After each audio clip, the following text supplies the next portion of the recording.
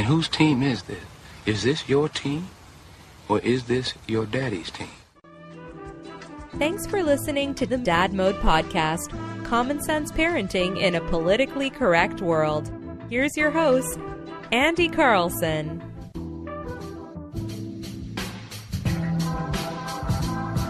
Welcome back to the Dad Mode Podcast, common sense parenting in a politically correct world. I'm your host, Andy Carlson, at Andy Carlson Show on the Twitter machine. Also Instagram, same handle there. I'm a father. I have no idea what I'm doing, but you neither. They're chiefy, so I was trying to learn something together today. Website is modepod.com. You want to tweet the show at DadModePod or use hashtag DadMode. Join me today is Uncle Nick. Follow him at Twitter, Nick's son. Hey. Hey, Andy. How's it going?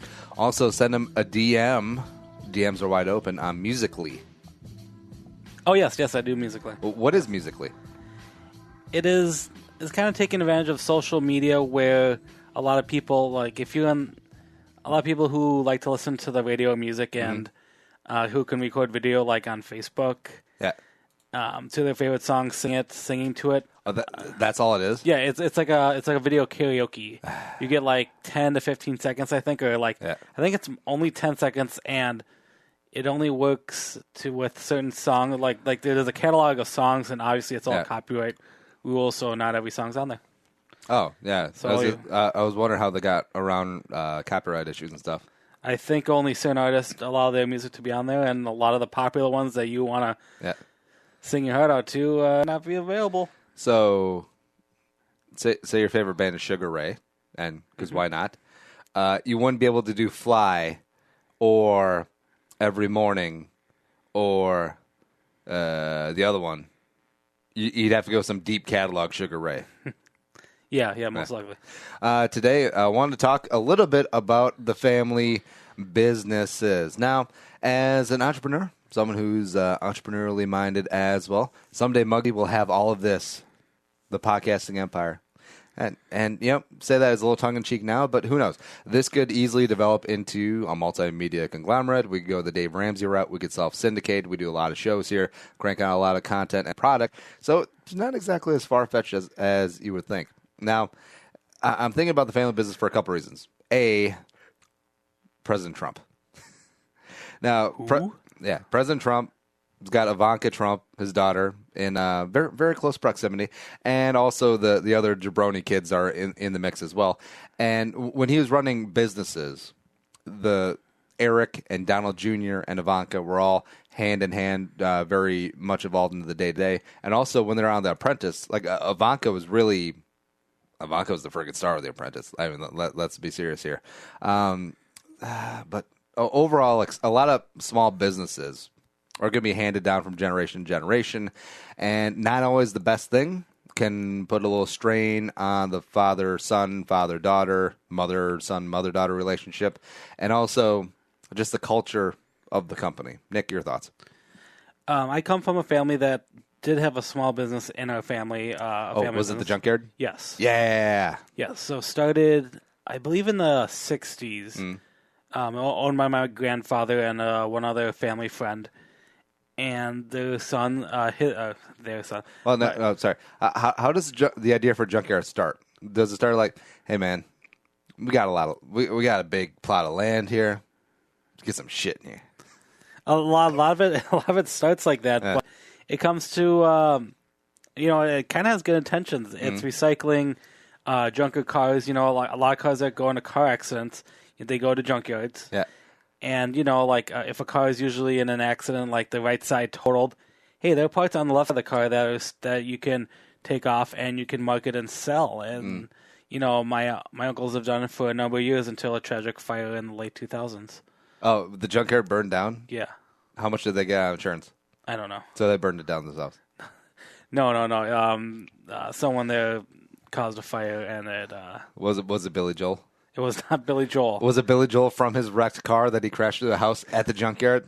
No. It comes full circle. This is not New York. Now, see, I wonder if they sold the junkyard after making him murder her, because they're like, well, shit, they framed that guy. He owned a junkyard. We better get out of this business. No, this was before. Now, yeah, so it was handed down from generation to generation? Yes, yep. My grandfather's to my uncles. I mean, one generation, but my brother and I were at an age when We each worked there at least one summer. Yeah, and this does happen a lot in small businesses. Maybe the Trump was a bad example, but looking at the guy who comes over, starts a grocery store or a machine shop or selling appliances, whatever, and build it up from scratch. And build up a nice client base, and they get the American dream. They're able to buy a 3,500 square foot house. They're able to have a bunch of kids that go to private schools, and those kids aren't in want. They're able to have the nice things in life that the parent wasn't able to have, and they're happy they can give them. But then when it's time for Junior to get a job, he's like hey, Daddy-o. The senior vice president position looks pretty sweet. I think it's got my name on it. And if he's built up the business, we'll just call it XYZ business, right? And say that they've built up the business to about 20 people, a couple of employees, a couple of executives. There'll be some office politics. Junior comes in, maybe he or she doesn't have a day of work in their life. Maybe it wasn't a spot where, hey, you're going to work weekends and summers at the shop, and the kid just comes in, takes a big time job, and then the elder father just sort of delegates all the stuff to him. That's going to piss off a lot of people who put on a lot of time in that company. Oh no, I totally agree. I don't think a lot of the difference. Obviously, we talked about Trump's size versus mom and dad pop, small town shop. I don't think you see a lot of it in the smaller case, but I bet definitely in the larger, bigger family businesses. Oh, and definitely. Also, if you get siblings involved too, say you got one kid who's really hardworking, worked their way up from the bottom. We'll call it a widget shop. He or she started sweeping up old widgets from the shop floor, worked his way up, did sales, did a little bit of marketing, just all around, really ready for that CEO spot. And then the ne'er-do-well, the one who went out to California to find himself, went surfing for a couple of years, came back, was like, Dad, I need a job, man. Didn't you have an inheritance?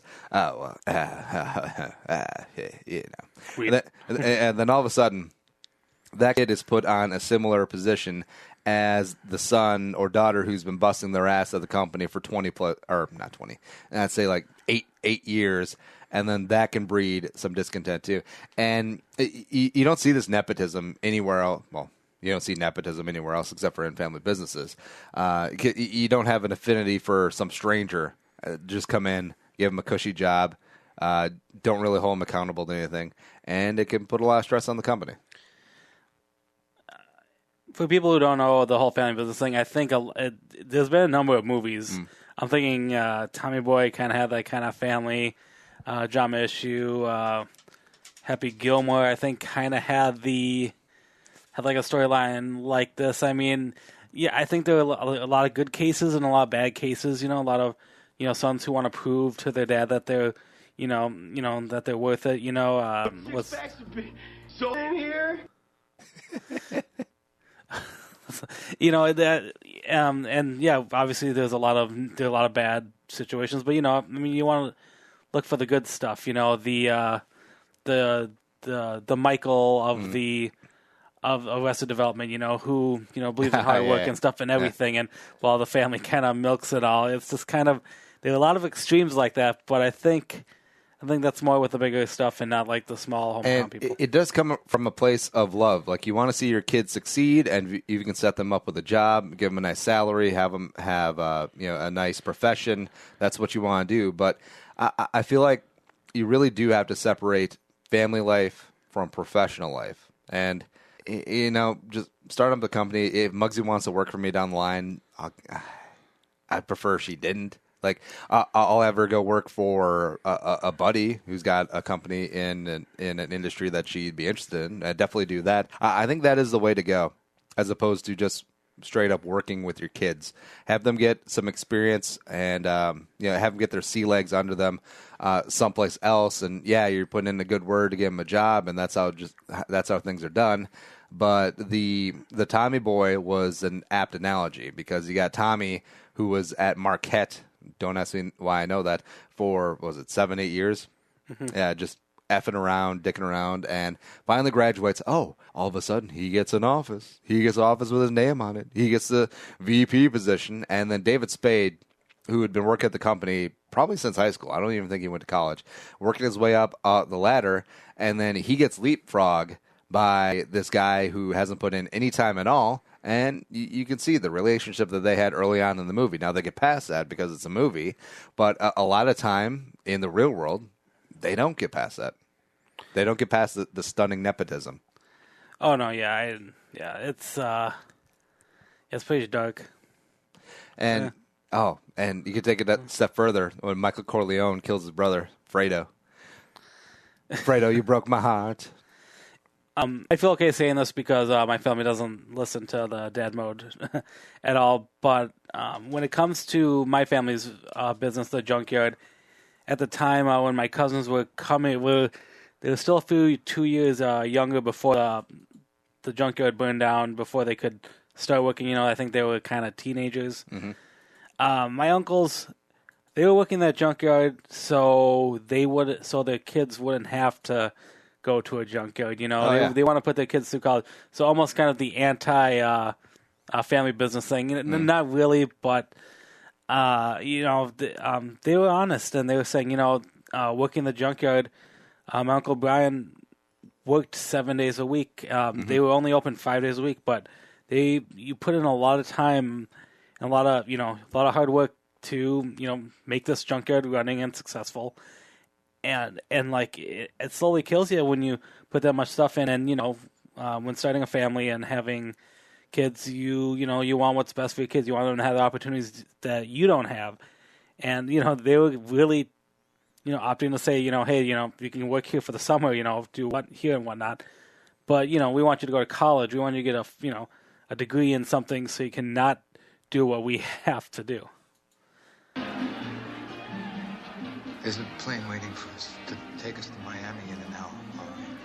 They'll make a big thing of it. I know it was you, Fredo. You broke my heart. That was from The Godfather. He knew that Michael knew that Fredo betrayed him. It's sad. That's when Cuba was fun. It's crazy. That's when Cuba was fun. But if the kid is going to go into the family business, like say it's not the junkyard, say it's like a family restaurant. Like you see us a lot, especially with immigrant families. They come over, start an Italian restaurant, start a Chinese restaurant, start a whatever restaurant, and you do see from a young age that is a true family business. Like especially the Chinese family, like the kids are there, they're sitting at the extra table, they're doing their homework, and when they get old enough, they become the hostess. And then we get older, they become the dishwasher and the waiters and stuff like that. I think that is, if you are going to integrate it and make the business your family identity, that's the way to go. Or if your kid does have eyes to take over the company one day, get him involved early so that everyone involved in the company knows that, hey, he ain't getting it handed to him. Like, he's starting out on the top floor. He's making minimum wage. He's picking up garbage. He's sweeping up. And he will learn the business from the bottom up. And I feel like when the mother or the father has enough foresight to, hey, if you're going to go down this path, it's not going to be primrose, all right? I'm going to be twice as hard on you as everyone else, just so that there isn't the appearance of nepotism, because there isn't nepotism. But even if I treated you equally, every single person who didn't get the promotion or didn't get the good client or get the good lead, they'd be like, oh, that's just because he's a kid. No, I'm going to treat you like shit. I'm going to beat the hell out of you. And if you're still standing, still want the company at the end, you can have it, but know that you're going to have to earn it. That sounds beautiful. Same thing with the junkyard. Same thing. Yeah. Until it burned down. The big key is, I think you got to make sure that they want the direction you go to. I mean, I hate going back to movies, but a lot of things you see, like the protagonist who I'm going to use. Was not Happy Gil. I think it was Billy Madison. Yeah, where he he was fighting for his dad's company, whatever. And I actually don't even remember the movie too well. He decided not to. He wanted his dad's company, but he hadn't finished school. or something like that. So he's like, I'll tell you what, Dad, let me have the company if I complete school in X amount of days. And then he does that. Yep, and then in the end, he still turns it down, doesn't it? Spoiler alert. He gives it to Carl. The good friend. Carl. And, you got to have that option open, I think, for if you do the whole family business thing. But as I said, I think there's two parts of it. You can have it like my uncle's side, where it was like, we don't want you in the family business. This is a hard life, this is hard work. I'm assuming coal miners are kind of in that situation. What was the movie, October Skies? Zoolander? Zoolander. I got the black lung. Derek, you've been down there a day. Otherwise, there are the families that want to nurture and bring them in and continue the name in the family business, which is great, excellent. I mean, you can expand on that, In fairness, and excuse my naivete when it comes to junkyards, but after it burns down, can you just start over? I mean, you just got burnt junk. Yes, but I will say that the amount of work, physical work to start over, even with, I think they did get insurance or something for it. Yeah. It just the hard work was not worth it. And so they both what is it now? I think it was bought by a neighboring plot land and part of like a United. Is it a Chipotle now? No, it's not. No, you cannot. The junkyard land is not where you want to have normal businesses. It's like warehouse district type of area. I'll take you there. Mr. Madison, what you just said is one of the most insanely idiotic things I have ever heard. At no point in your rambling, incoherent response were you even close to anything that could be considered a rational thought. Everyone in this room is now dumber for having listened to it. I award you no points, and may God have mercy on your soul. Okay, a simple wrong would have done just fine, but you remain one. I totally forgot what he actually says, and like, is he right? Was it really a stupid thing he said? We get a little more head on it. It's not that. It's a funny scene. Yeah, but say this podcasting thing, this digital media content thing takes off, which I do have aspirations for it to do so. And 15 years down the line, Muggsy's really big into whatever social media is out there now, because you gotta think in 15 years. Think of what social media was like in 2002. It didn't exist, or there was MySpace and Facebook and Friendster. And the leaps and bounds it's taken now. And, I'm an old soul. I'm just starting to get into Instagram and Snapchat now. And, if I could have a young kid who's born in the digital age and knows all the ins and outs, and I can source some of the digital social media stuff, sure, why not? I'm not going to make your CEO on day one, though. Although maybe that might be a good idea. I don't know. Are you... Maybe. I think it's about leading in the right direction. I mean, I bet there are a lot of people who were in the radio back in the day, and then their kids are like, they want to follow a similar path. Maybe they get on the TV, and then their kids are like, I'll get in the movies. So, I mean, kind of leading them into a direction, at least keeping the option open. Because, a lot of us don't have jobs that are like that. A lot of us work at banks. A lot of us work at... Wait, you don't want your kid to take over the lab? No! Mr. Madison, the Industrial Revolution changed the face of the modern novel forever. Discuss, citing specific examples.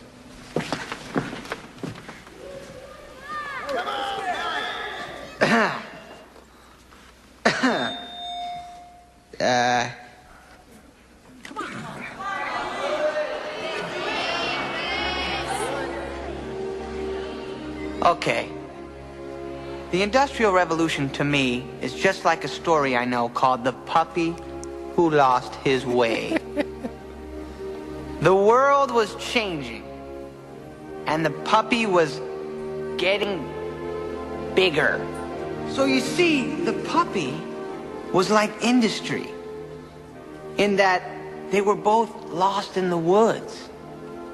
And nobody, especially the little boy, society, knew where to find them. Norm MacDonald. Except that the puppy was a dog. But the industry, my friends, that was a revolution. Nip High football rules!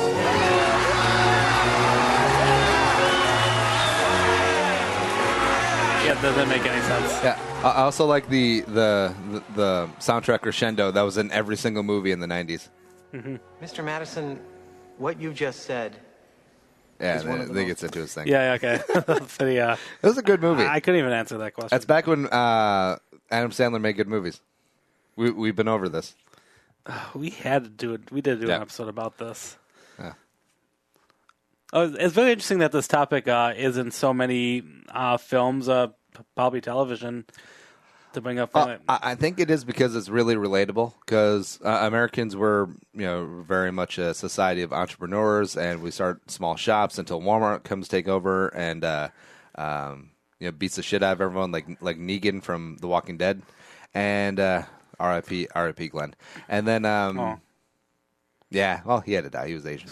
And then, and then what are you going to do? You're going to sell the company, which that's a route to go down. If the kids are interested in the company, do you sell it to them? Do you just give it to them?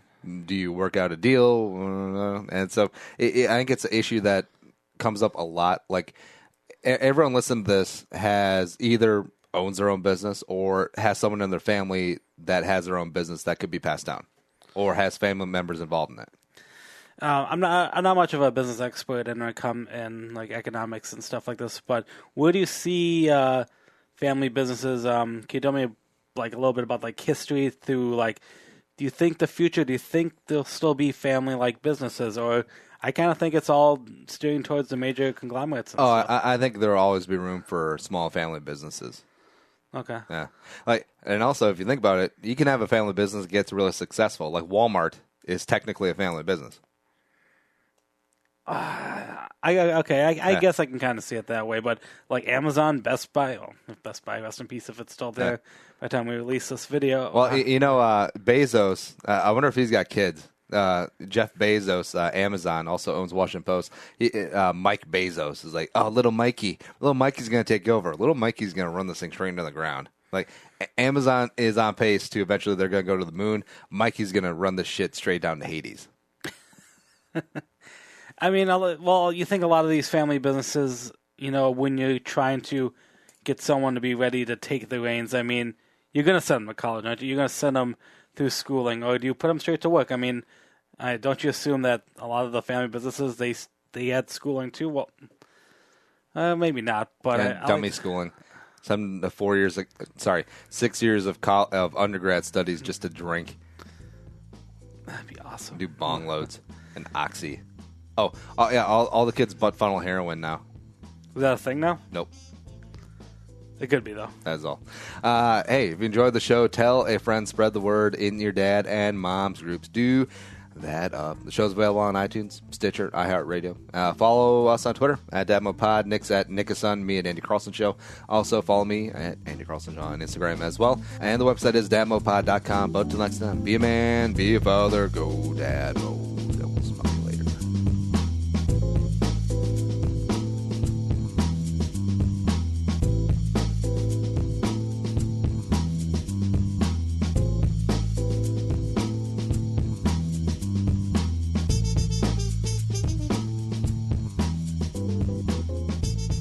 Thanks for listening to Bull with Andy Carlson, Minnesota's 87th best daily podcast. Download the show on iTunes. Everyone's middle name is Jerome.